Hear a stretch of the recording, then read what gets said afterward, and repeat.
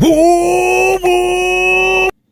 Hello everybody, I'm Amax 1001 and I have some great news today. It has nothing to do with the C8 Corvette, but it does have a lot to do with my 2019 Corvette ZR1.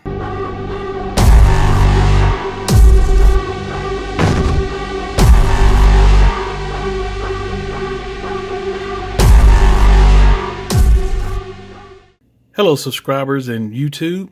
I have some very exciting news today. I just found out that my car is a one-of-one combination.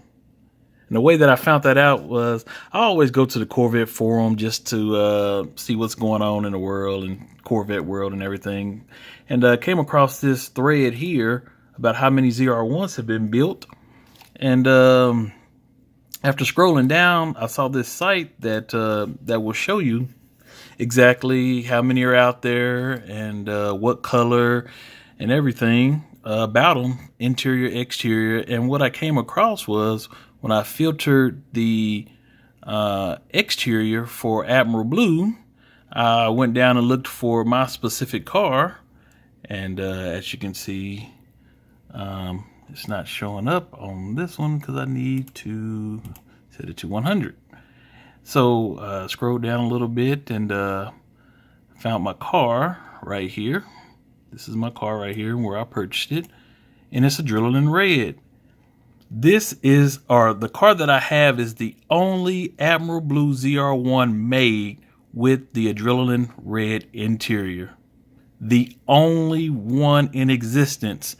And that's counting cars that were pre-production and counting cars that were given out to just GM employees or however that works. But I have the only Admiral Blue car with red interior, and they are no longer making Admiral Blue. So that means that I have a one-of-one combination that can never be remade ever again. That is some exciting news. To anybody who subscribes to my channel, you can let people know that, hey, I'm subscribed to someone that has a one-of-one combination Corvette ZR1 for 2019. All right, since it's gloomy today, I'm just going to show y'all a couple of features in the DIC inside the car, and tell y'all one more story about me doing full throttle in my car. Let me go ahead and take this cover off so I can do a cold start for you guys.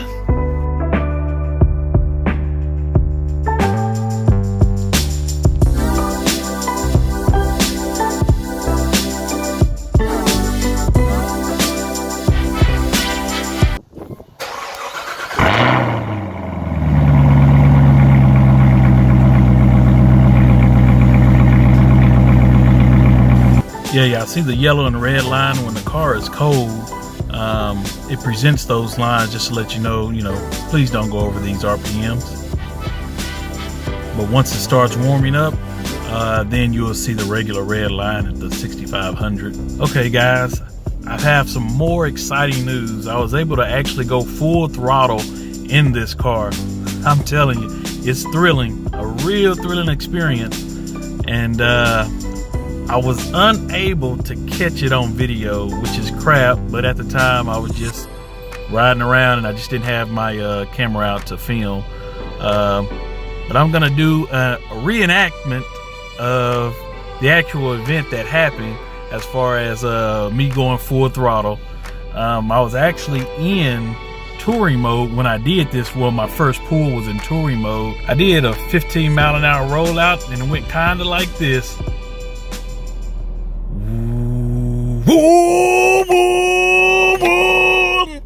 And then I got off of it.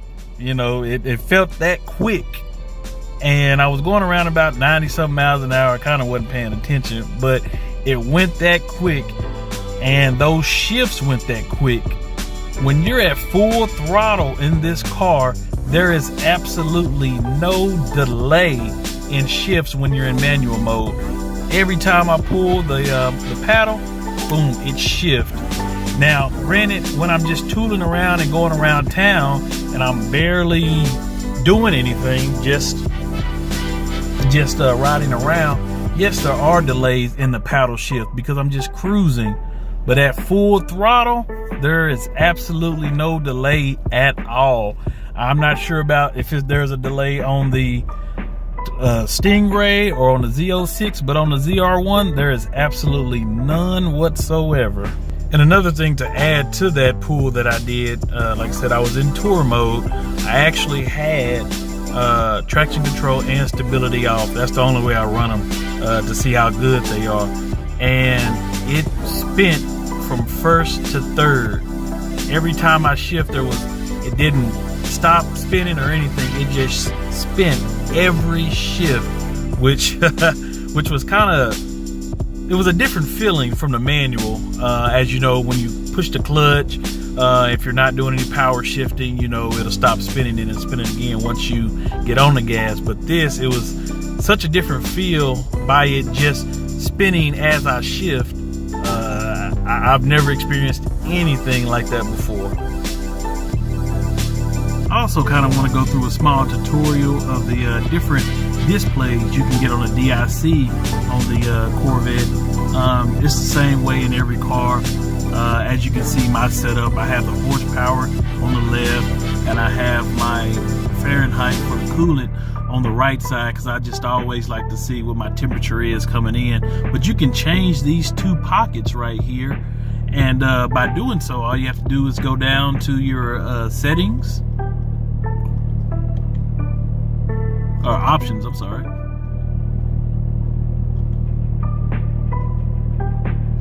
And right here where you have your pocket gauges, you can actually make those changes.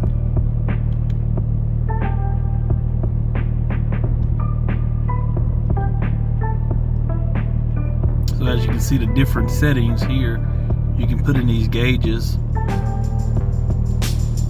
But horsepower is always the best.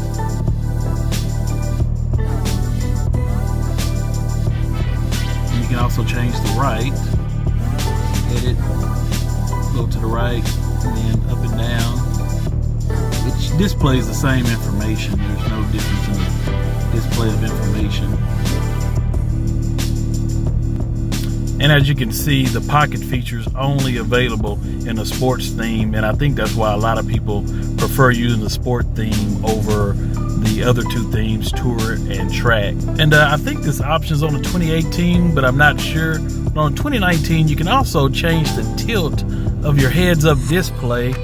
I'm not sure exactly why you'd want to change the tilt, but it is definitely possible to change the tilt. It's hard for the phone to display it, so that's why I'm just letting you see it in the DIC. Here's the default layout in track mode, and I'm in the performance, so this is the information that it shows at default. And if I just run through the different settings or different displays, as you can see, it brings up all your performance information, your coolant, your oil temperature, oil pressure, battery voltage, your transmission temperature, your fluid temperature, your horsepower, which, you know, and this, looking at it this way, it's pretty good. I mean, pretty cool going horizontal. But like I said, on a sports theme, it's a lot better because it's right there all the time. But you can also have your horsepower there. Looking at your tires, mine are cool because I'm not doing anything.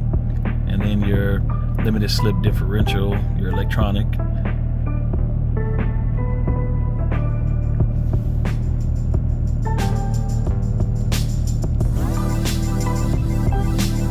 And that's one thing I like about the Sport, is that you can take away everything and just see the needle as if it was a normal analog needle.